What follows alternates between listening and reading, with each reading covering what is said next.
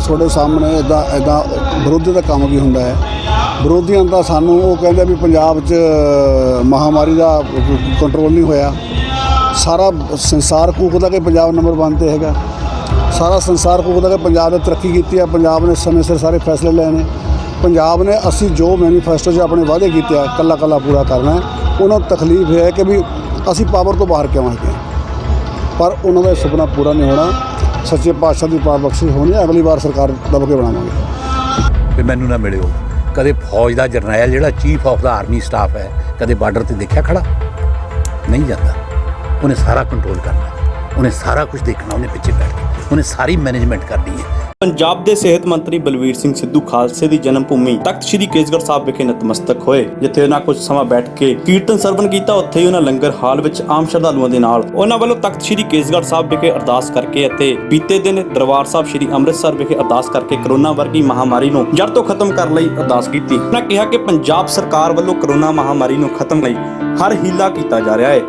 ਉਹਨਾਂ ਕਿਹਾ ਕਿ ਬੇਸ਼ੱਕ ਇਸ ਨੂੰ ਸਮਾਂ ਲੱਗੇਗਾ, ਪਰ ਜਲਦੀ ਇਸ ਨੂੰ ਖਤਮ ਵੀ ਕੀਤਾ ਜਾਵੇਗਾ। ਵਿਰੋਧੀਆਂ ਵੱਲੋਂ ਸ਼ਰਾਬ ਮਾਫੀਆ ਤੇ ਰੇਤ ਮਾਫੀਆ ਦੇ ਲਗਾਏ ਜਾ ਰਹੇ ਇਲਜ਼ਾਮਾਂ ਬਾਰੇ ਬੋਲਦਿਆਂ ਉਹਨਾਂ ਕਿਹਾ ਕਿ ਵਿਰੋਧੀਆਂ ਦੇ ਕੋਲ ਕੋਈ ਹੋਰ ਮੁੱਦਾ ਨਹੀਂ, ਜਿਸ ਕਾਰਨ ਉਹ ਸਰਕਾਰ ਨੂੰ ਬੇਮਤਲਬ ਘੇਰ ਰਹੇ ਨੇ। ਇਸ ਤੋਂ ਪਹਿਲਾਂ ਸਿਹਤ ਮੰਤਰੀ ਬਲਵੀਰ ਸਿੰਘ ਸਿੱਧੂ ਨੇ ਨੰਗਲ ਦੇ ਸਰਕਾਰੀ ਹਸਪਤਾਲ ਵਿਖੇ ਪੰਜਾਬ ਵਿਧਾਨ ਸਭਾ ਦੇ ਸਪੀਕਰ ਰਾਣਾ KP ਸਿੰਘ ਦੀ ਹਾਜ਼ਰੀ ਵਿੱਚ ਮੀਟਿੰਗ ਕੀਤੀ ਅਤੇ ਕਿਹਾ ਕਿ ਨੰਗਲ ਵਿਖੇ ਖਾਲੀ ਪਈਆਂ ਡਾਕਟਰਾਂ ਦੀਆਂ ਹੋਰ ਅਸਾਮੀਆਂ ਨੂੰ ਭਰ ਕੇ ਇਸ ਹਸਪਤਾਲ ਨੂੰ ਜ਼ਿਲ੍ਹੇ ਦੇ ਬਿਹਤਰੀਨ ਹਸਪਤਾਲ ਵਜੋਂ ਵਿਕਸਿਤ ਕੀਤਾ ਜਾਵੇਗਾ ਅਤੇ ਕੀਰਤਪੁਰ ਸਾਹਿਬ ਵਿਖੇ ਇੱਕ ਟਰੋਮਾ सेंटर भी बनाया जाएगा। हॉस्पिटल च जितनी कमी है, चाहे वो डॉक्टर है, चाहे टेक्नीशियन है, चाहे क्लास 4 है, क्लास 3 है, क्लास 2 है, क्लास 1 है, कंबोज साहब ने रिक्वेस्ट की है, ये अपनी डिमांड देंगे और वो डिमांड के मुताबिक सिद्धू साहब भर्ती करनगे। वो भर्ती सिर्फ नंगल के BVMB हस्पताल वास्ते होएगी। ਉਹਦੇ 'ਚ ਐਡਵਰਟਾਈਜ਼ਮੈਂਟ ਵਿੱਚ ਬਕਾਇਦਾ ਆਏਗਾ ਕਿ ਇਹਨਾਂ ਬੰਦਿਆਂ ਨੂੰ ਸਾਰੀ ਜ਼ਿੰਦਗੀ ਨੰਗਲ BVMB ਦੇ ਵਿੱਚ ਹੀ ਨੌਕਰੀ ਕਰਨੀ ਪਏਗੀ, ਤਾਂ ਕਿ ਬਾਅਦ ਵਿੱਚ ਕੋਈ ਬਦਲੀ ਕਰਾ ਕੇ ਸੱਜੇ ਖੱਬੇ ਨਾ ਹੋਵੇ। ਅਗਲੀ ਰਿਕੁਐਸਟ ਮੈਂ ਇਹਨਾਂ ਨੂੰ ਇਹ ਵੀ ਕੀਤੀ ਹੈ ਵੀ ਕੋਈ ਇੱਦਾਂ ਦਾ ਵੀ ਬੰਦੋਬਸਤ ਕਰੋ ਉਸ ਭਰਤੀ ਦੇ ਵਿੱਚ ਕਿ ਨੰਗਲ ਹਲਕੇ ਨੂੰ ਉਹਦੇ 'ਚ ਕੁਝ ਪ੍ਰੈਫਰੈਂਸ ਮਿਲੇ, ਕਿਉਂਕਿ ਸਾਡੀਆਂ ਜ਼ਮੀਨਾਂ 'ਚ ਨਹਿਰਾਂ ਬਣੀਆਂ, ਡੈਮ ਬਣੇ, ਨੰਗਲ ਸ਼ਹਿਰ ਬਣਿਆ। ਕੁਛ ਇੱਦਾਂ ਦਾ ਬੰਦੋਬਸਤ ਵੀ ਕੀਤਾ ਜਾਵੇ ਕਿ ਸਾਡੇ ਬੱਚਿਆਂ ਵਾਸਤੇ ਕੁਛ ਉਹਦੇ 'ਚ ਰਾਈਡਰ ਲੱਗ ਜਾਏ ਕਿ ਸਾਡੇ ਬੱਚਿਆਂ ਨੂੰ ਥੋੜ੍ਹੀ ਜਿਹੀ ਉਹਦੇ 'ਚ ਪਹਿਲ ਮਿਲ ਸਕੇ ਜਿਹੜੇ ਸਾਡੇ ਇਲਾਕੇ ਦੇ ਹੈ। ਸੋ ਅਸੀਂ ਜਿੰਨਾ ਧਿਆਨ ਇਸ ਹਸਪਤਾਲ ਦਾ ਕਰਦੇ ਹਾਂ ਓਨਾ ਹੀ ਇਸ ਹਸਪਤਾਲ ਦਾ ਵੀ ਕਰਦੇ ਹਾਂ। ਦੂਜਾ, ਮੈਂ ਸਿੱਧੂ ਸਾਹਿਬ ਦਾ ਧੰਨਵਾਦੀ ਹਾਂ। ਤੁਸੀਂ ਵੀ ਇੱਥੇ ਹੀ ਤੇ ਮੈਂ ਵੀ ਇੱਥੇ ਹੀ ਤਾਂ 10 ਸਾਲ ਨਿਕਲ ਗਏ। 2004 'ਚ ਪਤਾ ਨਹੀਂ 5 'ਚ ਅਸੀਂ ਨੀਂਹ ਪੱਥਰ ਰੱਖਿਆ ਤਾਂ ਸਵਾਹ ਸਾਡਾ ਨੀਂਹ ਪੱਥਰ ਤੋੜਨ ਤੋਂ ਬਿਨਾਂ ਕੁਛ ਨਹੀਂ ਹੋਇਆ।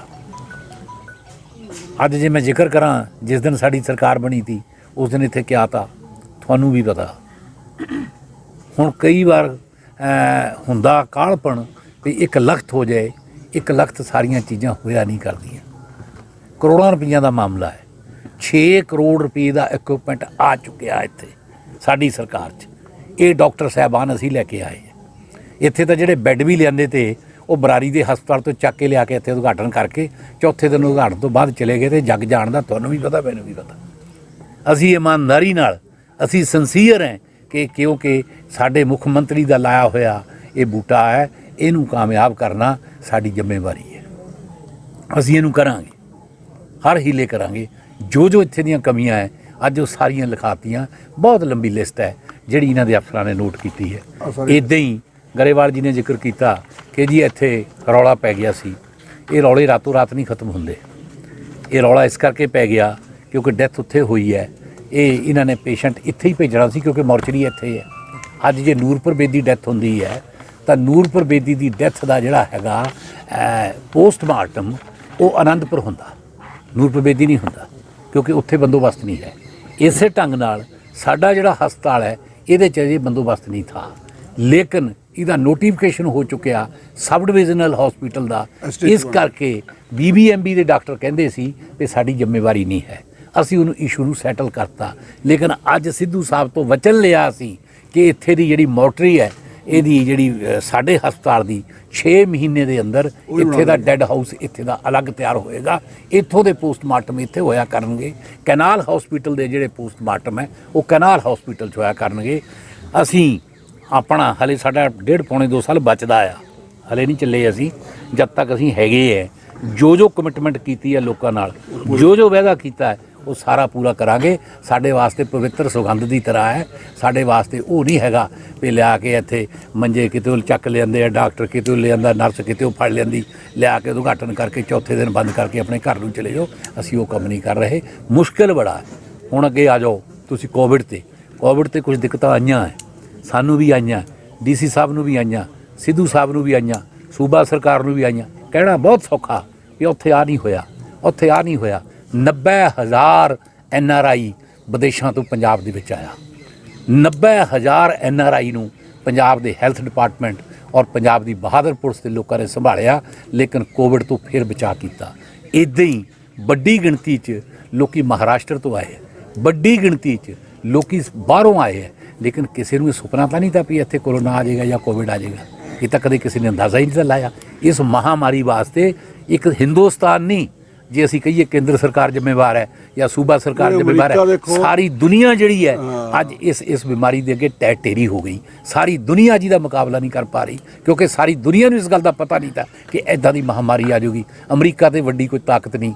ਜੇ ਕਿਤੇ ਇੱਕ ਸਿਪਾਹੀ ਉਹਨਾਂ ਦਾ ਮਰਦਾ ਹੈ, ਉਹ ਹਜ਼ਾਰਾਂ ਮੀਲ ਜਾ ਕੇ ਉੱਥੇ ਜਾ ਕੇ ਹਮਲਾ ਕਰਕੇ ਉਹਨਾਂ ਨੇ ਦੇਸ਼ ਤਬਾਹ ਕੀਤੇ ਹੈ। ਲੇਕਿਨ ਅੱਜ ਕਰੋਨਾ ਨੇ ਅਮਰੀਕਾ ਵੀ ਤਬਾਹ ਕਰਤਾ। ਕਹਿਣਾ ਬੜਾ ਸੌਖਾ, ਨੁਕਤਾਚੀਨੀ ਬੜੀ ਸੌਖੀ ਹੈ, ਆਹ 2 ਲਾਈਨ ਅੱਖਰ ਲਿਖਣੇ ਬੜੇ ਸੌਖੇ ਹੈ, ਲੇਕਿਨ ਬਹਾਦਰ ਅਫਸਰਾਂ ਨੇ, ਮੈਂ ਇਹਨੂੰ DC ਸਾਹਿਬ ਨੂੰ ਵੀ ਆਪਣਿਆਂ ਨੂੰ ਕਿਹਾ ਵੀ ਤੁਸੀਂ ਆਪ ਵੀ ਮਤਲਬ ਮੁਸ਼ਕਿਲ 'ਚ ਆ ਜਾਓਗੇ ਔਰ ਆਪਣੇ ਅਫਸਰਾਂ ਨੂੰ ਵੀ ਲਿਆਓਗੇ। ਆਪ ਜਾ ਕੇ ਜਿਹੜੇ ਮਰੀਜ਼ ਤੇ ਕੋਵਿਡ ਦੇ, ਸਾਡੇ DC ਸਾਹਿਬ ਉੱਥੇ ਆਪ ਜਾਂਦੇ ਰਹੇ ਆ, ਆਪ ਆਪਣੇ ਅਫਸਰਾਂ ਨੂੰ ਲੈ ਕੇ ਜਾਂਦੇ ਰਹੇ ਆ। ਅਜੇ ਵੀ ਖਤਰਾ ਟਲਿਆ ਨਹੀਂ, ਲੇਕਿਨ ਅਸੀਂ ਦਿਮਾਗੀ ਤੌਰ ਪਰ ਵੀ ਹਰ ਤਰੀਕੇ ਨਾਲ ਤਿਆਰ ਹੈ। ਇਹਦਾ ਮੁਕਾਬਲਾ ਕਰਾਂਗੇ। ਅੱਜ ਦੇ ਦਿਨ 'ਚ ਕੇਰਲਾ ਤੇ ਪੰਜਾਬ ਨੂੰ ਸਾਰੀ ਦੁਨੀਆ ਨੇ ਮੰਨਿਆ ਕਿ ਹਿੰਦੁਸਤਾਨ 'ਚ ਸਭ ਤੋਂ ਵਧੀਆ ਲੜਾਈ ਲੜੀ ਹੈ। ਕੱਲ੍ਹ ਦਾ ਪਤਾ ਨਹੀਂ, ਕੱਲ੍ਹ ਵਾਸਤੇ ਤੁਹਾਡਾ ਸਹਿਯੋਗ ਮੰਗਦੇ ਹਾਂ। ਲੋਕਾਂ ਨੂੰ ਅਵੇਅਰ ਕਰੋ, ਲੋਕਾਂ ਨੂੰ ਦੱਸੋ। ਕੱਲੇ ਦੀ ਰਾਖੀ ਬਲਵੀਰ ਸਿੰਘ ਸਿੱਧੂ ਨਹੀਂ ਕਰ ਸਕਦਾ, ਕੱਲੇ ਦੀ ਰਾਖੀ ਕੈਪਟਨ ਅਮਰਿੰਦਰ ਸਿੰਘ ਨਹੀਂ ਕਰ ਸਕਦੇ, ਕੱਲੇ ਦੀ ਰਾਖੀ ਸਾਡੇ ਅਫਸਰ ਨਹੀਂ ਕਰ ਸਕਦੇ। ਜਦ ਤੱਕ ਲੋਕ ਅਵੇਅਰ ਨਹੀਂ ਹੁੰਦੇ ਉਦੋਂ ਤੱਕ ਕੋਈ ਗੱਲ ਬਣ ਨਹੀਂ ਸਕਦੀ। ਉਸ ਪਾਸੇ ਨੂੰ ਤੁਰੋ, ਪੋਜ਼ਿਟਿਵਿਟੀ ਵੱਲ ਨੂੰ ਤੁਰੋ, ਤਾਂ ਕਿ ਲੋਕ ਜਾਗਰੂਕ ਹੋ ਕੇ ਐਡਮਿਨਿਸਟ੍ਰੇਸ਼ਨ ਦੀ ਮਦਦ ਕਰਨ, ਸਰਕਾਰ ਦੀ ਮਦਦ ਕਰਨ। ਸਰਕਾਰ ਵਚਨਬੱਧ ਹੈ, ਨੰਬਰ 1।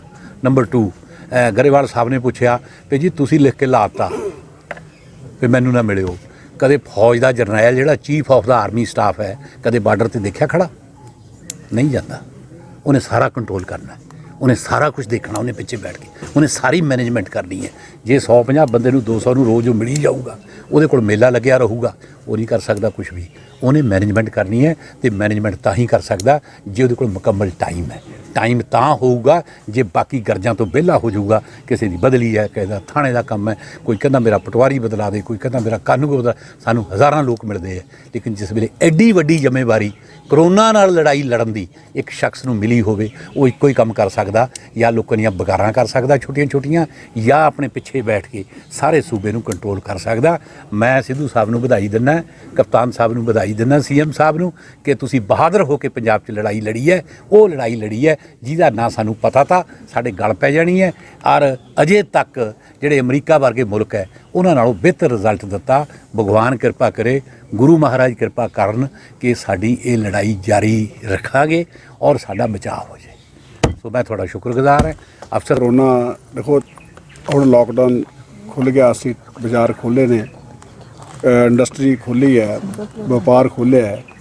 ਸਾਨੂੰ ਕਰੋਨਾ ਹੁੰਦੇ ਹੋਏ ਰਹਿਣਾ ਸਿੱਖਣਾ ਪੈਣਾ, ਕਰੋਨਾ ਦੇ ਨਾਲ ਰਹਿਣਾ। ਹਾਂ, ਸਾਨੂੰ ਕਰੋਨਾ ਨੂੰ ਵੀ ਦੇਖਣਾ ਪੈਣਾ, ਆਪਣਾ ਬਚਾਓ ਵੀ ਕਰਨਾ ਹੈ ਤੇ ਆਪਣਾ ਕਾਰੋਬਾਰ ਵੀ ਕਰਨਾ ਹੈ, ਜ਼ਿੰਦਗੀ ਨੂੰ ਵੀ ਲੀਹ ਤੇ ਲਿਆਉਣਾ, ਜ਼ਿੰਦਗੀ ਲੀਹ ਤੇ ਲਿਆਉਣਾ, ਪਰਿਵਾਰ ਦਾ ਪਾਲਣ ਪੋਸ਼ਣ ਵੀ ਕਰਨਾ। ਜੇ ਅਸੀਂ ਲੋਕਡਾਊਨ ਕੋਈ ਹੱਲ ਨਹੀਂ ਇਹਦਾ, ਕਰਫਿਊ ਕੋਈ ਹੱਲ ਨਹੀਂ ਇਹਦਾ, ਸਿਰ ਜਿਵੇਂ ਅੱਜ ਆਪਾਂ ਸਾਰਿਆਂ ਨੇ ਮਾਸਕ ਪਾਇਆ, ਇਹਦਾ ਜਿਹੜਾ ਅਸੀਂ ਪ੍ਰੀਕਾਸ਼ਨ ਜਿਹੜੀਆਂ ਹੈਗੀਆਂ ਉਹ ਸਾਰੀਆਂ ਸਾਨੂੰ ਲੈਣੀਆਂ ਪੈਣਗੀਆਂ, ਤੇ ਅਸੀਂ ਤਾਂ ਹੀ ਅੱਗੇ ਵੱਧ ਸਕਦੇ, ਤਾਂ ਹੀ ਬਚ ਸਕਦੇ। ਧੰਨਵਾਦ। ਸਰ, ਅੱਜ ਆਏ ਹੋ ਤੁਸੀਂ ਨੰਗਲ ਅਨੰਦਪੁਰ ਸਾਹਿਬ ਵੀ ਨਤਮਸਤਕ ਹੋ, ਕੀ ਕਹਿਣਾ ਚਾਹੋਗੇ? ਐਕਚੁਅਲੀ ਮੇਰਾ ਟੂਰ ਸੀਗਾ ਨੰਗਲ ਦਾ। ਨੰਗਲ ਜਿਹੜਾ ਹਸਪੀਟਲ ਬਣਿਆ ਨਵਾਂ, ਉਹਨੂੰ ਸਾਰਾ ਉਹਦਾ ਅਪਗ੍ਰੇਡੇਸ਼ਨ ਹੋਈ ਹੈ, ਉਹਨੂੰ ਦੇਖਣ ਵਾਸਤੇ ਮੈਂ ਗਿਆ ਸੀ ਵੀ ਸਾਰੇ ਮਸ਼ੀਨ ਵਗੈਰਾ ਆਕੂਪਾਈਡ ਹੋ ਗਈ ਜਾਂ ਉੱਥੇ ਇੰਸਟਾਲ ਹੋਈ ਕਿ ਨਹੀਂ ਹੋਈ। ਅਤੇ ਉਹ ਸਾਰਾ ਕੁਛ ਜਿਹੜਾ ਹੈਗਾ ਉੱਥੇ ਆਲਰੇਡੀ ਸਿਸਟਮ ਚੱਲ ਰਿਹਾ। 3 ਕਰੋੜ ਦੀ ਮਸ਼ੀਨਰੀ ਆਲਰੇਡੀ ਲੱਗ ਚੁੱਕੀ ਹੈ, 3 ਕਰੋੜ ਦੀ ਹੋਰ ਪਾਈਪਲਾਈਨ ਦੇ ਵਿੱਚ ਹੈ, ਅਤੇ ਉਹ ਥੋੜ੍ਹੇ ਦਿਨਾਂ 'ਚ ਉਹ ਵੀ ਸਾਰੀ ਆ ਜਾਣੀ ਹੈ, ਕਿ ਲੋਕਡਾਊਨ ਕਰਕੇ ਸਾਰਾ ਕੰਮ ਰੁਕ ਗਿਆ ਸੀਗਾ। ਅਤੇ ਉਹ ਹਸਪੀਟਲ ਇੱਕ ਬਿਹਤਰ ਹਸਪੀਟਲ ਬਣਾਇਆ ਜਾਊਗਾ। ਕਿਉਂਕਿ ਸਾਡਾ ਜਿਹੜਾ ਕਸਬਾ ਨੰਗਲ ਬਹੁਤ ਵੱਡਾ ਹੈਗਾ ਤੇ ਬਹੁਤ ਵੱਡੀ ਪਾਪੂਲੇਸ਼ਨ ਹੈਗੀ ਆ, ਤੇ ਉਹਨੂੰ ਰਾਣਾ ਜੀ ਦਾ ਹੁਕਮ ਸੀ ਕਿ ਤੇ ਤੁਸੀਂ ਇਹਨੂੰ ਜ਼ਰੂਰ ਇੱਕ ਵਾਰੀ ਦੌਰਾ ਕਰੋ, ਤੇ ਉੱਥੇ ਬੈਠ ਕੇ ਸਾਰੇ ਅਫਸਰ ਸਾਹਿਬਾਨ ਸਾਡੇ ਜ਼ਿਲ੍ਹੇ ਦੇ DC ਅਬੂ ਐਸਡੀਐਮ ਖੜੀ ਆ ਨਾਲ, ਤੇ ਪਲੱਸ ਸਾਡੇ ਮੇਰੇ ਮਹਿਕਮੇ ਦੇ ਸਾਰੇ ਅਫਸਰ ਸਾਹਿਬਾਨ ਉੱਥੇ ਆਏ ਸੀ, ਤੇ ਸਾਰਾ ਅਸੀਂ ਰਿਵਿਊ ਕੀਤਾ। ਜਦੋਂ ਕਮੀ ਉਸ ਸਾਰੇ ਦੂਰ ਕਰਾਂਗੇ ਤੇ ਵਧੀਆ ਬਣਾਵਾਂਗੇ। ਸਰ ਕੇਰਲ ਤੋਂ ਬਾਅਦ ਕਰੋਨਾ ਨੂੰ ਕੰਟਰੋਲ ਕਰਨ ਦੇ ਵਿੱਚ ਪੰਜਾਬ ਦੂਸਰੇ ਨੰਬਰ ਤੇ ਹੈ, ਕੀ ਕਹਿਣਾ ਚਾਹੋਗੇ? ਇਹਦੇ ਵਿੱਚ ਪ੍ਰਸ਼ਾਸਨ ਦੀ ਕਿੰਨੀ ਕੁ ਹਿੱਸੇਦਾਰੀ ਹੈ ਔਰ ਸਰਕਾਰ ਦੀ ਕਿੰਨੀ? ਸਭ ਤੋਂ ਵੱਡੀ ਹਿੱਸੇਦਾਰੀ ਇਸ ਵਾਹਿਗੁਰੂ ਦੇ ਘਰ ਦੀ ਹੈ ਕਿ ਸੱਚੇ ਪਾਤਸ਼ਾਹ ਦੀ ਕਿਰਪਾ ਹੋਈ ਹੈ ਕਿ ਸਾਡੇ ਸੂਬੇ ਦੇ ਮੁੱਖ ਮੰਤਰੀ 'ਤੇ ਅਪਾਰ ਬਖਸ਼ਿਸ਼ ਹੋਈ ਹੈ ਕਿ ਉਹਨਾਂ ਨੇ ਬੜੀ ਹਿੰਮਤ ਤੇ ਦਲੇਰੀ ਦੇ ਨਾਲ ਇਸ ਲੜਾਈ ਦੇ ਨਾਲ ਸਾਨੂੰ ਸਾਰਿਆਂ ਨੂੰ ਜੂਝਣ ਵਾਸਤੇ ਤਿਆਰ ਕੀਤਾ, ਤੇ ਬੜੀ ਸਾਨੂੰ ਹੱਲਾਸ਼ੇਰੀ ਦਿੱਤੀ, ਤੇ ਬੜੇ ਅੱਛੀ ਮਿਲਟਰੀ ਕੀਤੀ ਉਹਨਾਂ ਨੇ। ਤੇ ਸਭ ਤੋਂ ਵੱਡਾ ਕ੍ਰੈਡਿਟ ਤਾਂ ਸੱਚੇ ਪਾਤਸ਼ਾਹ ਨੂੰ ਜਾਂਦਾ ਹੈ, ਦੂਸਰਾ CM ਸਾਹਿਬ ਨੂੰ ਤੇ ਸਾਰੀ ਪੰਜਾਬ ਦੀ ਜਨਤਾ ਨੂੰ, ਉਸ ਤੋਂ ਬਾਅਦ ਸਾਡਾ ਜਿਹੜਾ ਪ੍ਰਸ਼ਾਸਨ ਹੈ, ਸਾਡੇ ਡਾਕਟਰਾਂ ਦੀ ਟੀਮ, ਮੈਡੀਕਲ ਟੀਮਾਂ ਨੇ, ਤੇ ਪਲੱਸ ਜਿੰਨਾ ਪੁਲਿਸ ਪ੍ਰਸ਼ਾਸਨ ਲਾ ਲਓ, ਹਰ ਇੱਕ ਬੰਦੇ ਨੇ ਲੈ ਕੇ ਆਏ। ਇੱਕ ਆਸ਼ਾ ਵਰਕਰ ਤੋਂ ਕਲਾਸ 4 ਤੋਂ ਉੱਪਰ ਤੱਕ ਸਾਰਾ ਮੈਡੀਕਲ ਸਟਾਫ ਸੀਗਾ, ਤੇ ਸਾਰੇ ਮਹਿਕਮਿਆਂ ਦੇ ਜਿਹੜੇ ਸਟਾਫ ਦੇ EMPLOYEE ਸੀ, ਤੇ ਸਾਰੇ ਅਫਸਰ ਸਾਹਿਬਾਨ ਨੇ ਬਹੁਤ ਵਧੀਆ ਕੰਮ ਕੀਤਾ ਹੈ, ਤੇ ਇਸ ਕਰਕੇ ਅਸੀਂ ਇਹ ਲੜਾਈ ਦੇ ਵਿੱਚ ਕਾਫੀ ਕੰਟਰੋਲ ਕੀਤਾ ਹੈ। ਲੇਕਿਨ ਹਾਲੇ ਲੜਾਈ ਮੁੱਕੀ ਨਹੀਂ, ਲੜਾਈ ਲੰਬਾ ਸਮਾਂ ਚੱਲੇਗੀ, ਪਰ ਅਸੀਂ ਪੂਰੇ ਪ੍ਰਪੇਅਰ ਵੀ ਹਾਂ। ਬਾਬੇ ਬਾਕੀ ਅੱਜ ਬਾਬੇ ਜਿਹੜਾ ਅਰਦਾਸ ਕੀਤੀ, ਕੱਲ੍ਹ ਮੈਂ ਦਰਬਾਰ ਸਾਹਿਬ ਮੱਥਾ ਟੇਕ ਕੇ ਆਇਆ, ਅੱਜ ਇੱਥੇ ਹੀ ਮੱਥਾ ਟੇਕਿਆ, ਅਰਦਾਸ ਕੀਤੀ ਸੱਚੇ ਪਾਤਸ਼ਾਹ ਸਾਨੂੰ ਹਿੰਮਤ ਤੇ ਤਾਕਤ ਬਖਸ਼ੋ ਕਿ ਅਸੀਂ ਇਸ ਲੜਾਈ ਨੂੰ ਚੰਗੇ ਤਰੀਕੇ ਨਾਲ ਲੜੀਏ ਤੇ ਜਿੱਤੀਏ, ਤੇ ਲੋਕਾਂ ਨੂੰ ਪੰਜਾਬ ਦੇ ਨੂੰ ਇੱਕ ਚੰਗੀ ਸਿਹਤ ਮਿਲੇ ਤੇ ਤੰਦਰੁਸਤੀ ਮਿਲੇ, ਤੇ ਦੁਬਾਰਾ ਜਿਹੜਾ ਸਾਡਾ ਪੰਜਾਬ ਦਾ ਗੱਡੀ ਲੀਹ ਤੋਂ ਰਹੀ ਹੋਈ ਹੈ ਦੁਬਾਰਾ ਆਪਣੀ ਲਾਈਨ 'ਤੇ ਆਵੇ, ਤੇ ਪੰਜਾਬ ਮੋੜ ਤਰੱਕੀਆਂ ਦੀਆਂ ਬੁਲੰਦੀਆਂ ਵੱਲ ਵਧੇ। ਸਰ ਗਰੀਬ ਵਰਗ ਲਈ ਔਰ ਇੰਡਸਟਰੀਜ਼ ਲਈ ਤਾਂ ਸਰਕਾਰ ਸੋਚ ਰਹੀ ਹੈ, ਪਰ ਜਿਹੜਾ ਮੀਡੀਅਮ ਵਰਗ ਹੈਗਾ ਉਹ ਕਿਤੇ ਨਾ ਕਿਸੇ ਨੂੰ ਕਹਿ ਸਕਦਾ ਨਾ ਕਰ ਸਕਦਾ, ਉਹਦੇ ਲਈ ਕੋਈ ਰਿਆਇਤਾਂ ਜਾਂ ਉਹਦੇ ਲਈ ਕੀ ਕੀਤਾ ਜਾ ਰਿਹਾ? ਦੇਖੋ, ਇਹ ਸਾਰਾ ਕੁਝ ਸਰਕਾਰ ਦੇ ਧਿਆਨ ਗੋਚਰ ਹੈ, ਲੇਕਿਨ ਸਮੇਂ-ਸਮੇਂ 'ਤੇ ਸਾਰਾ ਕੁਝ ਫੈਸਲੇ ਲੈ ਜਾਂਦੇ ਨੇ। ਸਭ ਤੋਂ ਪਹਿਲਾਂ ਜਿਹੜਾ ਬੰਦਾ ਬਿਲਕੁਲ ਹੈਂਡ ਟੂ ਮਾਊਥ ਹੁੰਦਾ ਉਸ ਬੰਦਾ ਕੀਤਾ ਜਾਂਦਾ ਹੈ, ਉਸ ਤੋਂ ਬਾਅਦ ਫਿਰ ਜਿਹੜਾ ਥੋੜ੍ਹਾ ਉਸ ਤੋਂ ਮੈਡੀਓਕਰ ਸਾਈਡ ਦਾ ਉਹਦੇ ਵਾਸਤੇ ਕੀਤਾ ਜਾਂਦਾ ਹੈ। ਦੇਖੋ, ਪੈਨਸ਼ਨਾਂ ਸੀਗੀਆਂ ਜਾਂ ਹੋਰ ਸਕੀਮਾਂ ਸੀ, ਸਾਰੇ ਪੈਸੇ ਪ੍ਰੋਪਰ ਤਰੀਕੇ ਨਾਲ ਪਏ ਨੇ। ਸਭ ਤੋਂ ਪਹਿਲਾਂ ਲਾਈਫ ਹੈ, ਜੇ ਲਾਈਫ ਦਾ ਅਸੀਂ ਸਭ ਕੁਝ ਕਰ ਸਕਦੇ ਹਾਂ, ਤੇ ਲਾਈਫ ਨੂੰ ਬਚਾਉਣਾ ਜ਼ਰੂਰੀ ਹੁੰਦਾ ਹੈ, ਉਹ ਬਚਾਇਆ ਗਿਆ। ਹੁਣ ਆਪਾਂ ਦੁਬਾਰੇ ਪੰਜਾਬ ਦੀ ਤਰੱਕੀ ਵਾਸਤੇ ਕੰਮ ਵੀ ਕਰਨਾ। ਦੂਜੀ ਗੱਲ ਮੈਂ ਇੱਕ ਤੁਹਾਡੇ ਰਾਹੀਂ ਅਪੀਲ ਕਰਨੀ ਚਾਹੂੰਗਾ ਸਾਰਿਆਂ ਨੂੰ ਕਿ ਕਰੋਨਾ ਇੱਕ ਦਿਨ ਦੀ ਬਿਮਾਰੀ ਨਹੀਂ ਹੈ, ਇਹ ਲੰਬੇ ਸਮੇਂ ਦੀ ਬਿਮਾਰੀ ਹੈ, ਤੇ ਸਾਨੂੰ ਸਾਰਿਆਂ ਨੂੰ ਬਿਮਾਰੀ ਦੇ ਹੁੰਦੇ ਹੋਏ ਚੱਲਦੇ ਹੋਏ ਵੀ ਆਪਣੇ ਆਪ ਪ੍ਰੀਕਾਸ਼ਨ ਰੱਖ ਕੇ ਆਪਣੇ ਆਪ ਨੂੰ ਬਚਾ ਕੇ ਤੇ ਸਾਨੂੰ ਇਹ ਕੰਮ ਵੀ ਕਰਨਾ ਚਾਹੀਦਾ ਹੈ। ਤੇ ਜੇ ਲਾਕਡਾਊਨ ਅਸੀਂ ਦਾ ਕੋਈ ਹੱਲ ਨਹੀਂ ਹੈ, ਕਰਫਿਊ ਦਾ ਕੋਈ ਹੱਲ ਨਹੀਂ ਹੈ, ਤੇ ਪਲੱਸ ਪ੍ਰੀਕਾਸ਼ਨ ਵੀ ਲੈਣੀ ਚਾਹੀਦੀ। ਸਰ ਵਿਰੋਧੀ ਜਿਹੜੇ ਆ ਗੈਰ ਕਾਨੂੰਨੀ ਮਾਈਨਿੰਗ ਨੂੰ ਲੈ ਕੇ ਤੇ ਸ਼ਰਾਬ ਮਾਫੀਆ ਨੂੰ ਲੈ ਕੇ ਘੇਰ ਰਿਹਾ ਸਰਕਾਰ ਨੂੰ। ਦੇਖੋ, ਤੁਹਾਡੇ ਸਾਹਮਣੇ ਇੱਦਾਂ ਵਿਰੋਧੀ ਦਾ ਕੰਮ ਕੀ ਹੁੰਦਾ ਹੈ। ਵਿਰੋਧੀਆਂ ਦਾ ਸਾਨੂੰ ਉਹ ਕਹਿੰਦੇ ਵੀ ਪੰਜਾਬ 'ਚ ਮਹਾਮਾਰੀ ਦਾ ਕੰਟਰੋਲ ਨਹੀਂ ਹੋਇਆ। ਸਾਰਾ ਸੰਸਾਰ ਕੂਕਦਾ ਕਿ ਪੰਜਾਬ ਨੰਬਰ 1 ਤੇ ਹੈਗਾ, ਸਾਰਾ ਸੰਸਾਰ ਕੂਕਦਾ ਕਿ ਪੰਜਾਬ ਨੇ ਤਰੱਕੀ ਕੀਤੀ ਹੈ, ਪੰਜਾਬ ਨੇ ਸਮੇਂ ਸਿਰ ਸਾਰੇ ਫੈਸਲੇ ਲਏ ਨੇ, ਪੰਜਾਬ ਨੇ ਅਸੀਂ ਜੋ ਮੈਨੀਫੈਸਟੋ 'ਚ ਆਪਣੇ ਵਾਅਦੇ ਕੀਤੇ ਆ ਕੱਲਾ ਪੂਰਾ ਕਰਨਾ ਹੈ। ਉਹਨਾਂ ਨੂੰ ਤਕਲੀਫ ਹੈ ਕਿ ਵੀ ਅਸੀਂ ਪਾਵਰ ਤੋਂ ਬਾਹਰ ਕਿਉਂ ਹੈਗੇ, ਪਰ ਉਹਨਾਂ ਦਾ ਸੁਪਨਾ ਪੂਰਾ ਨਹੀਂ ਹੋਣਾ।